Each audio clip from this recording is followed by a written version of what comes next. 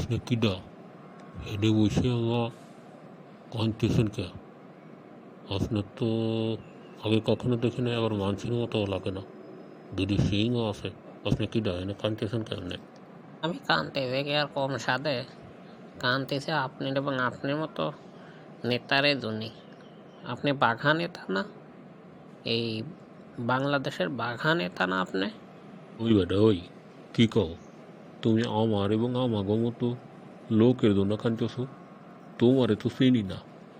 ভালো করে হুঁশ করে কথা বলে, আমি কিন্তু বাঘা নেতা। আমার কথায় এক ঘাটে কুত্তা আর শিয়াল কিন্তু পানি খায়, বুঝছো? আমি হইলাম শয়তান।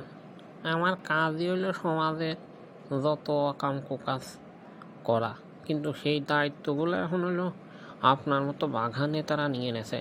আমার কোনো কাজ কাম নাই, তাই মনের সুখী হেনে বসে বসে কাঁদতেছি।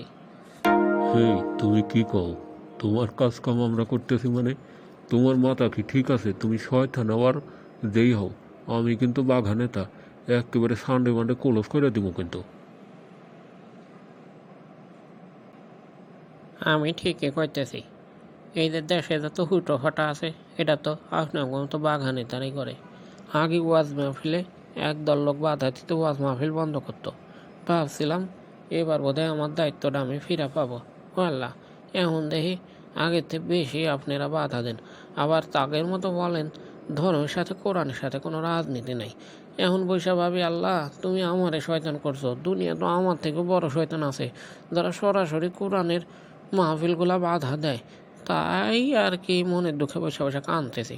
তো শয়তান হুজুর ঘরে কিছু কই না, কিন্তু আপনাদের মতো বাগানে তারে হুজুর ঘরে দেখলেই চুলকানি ওঠে।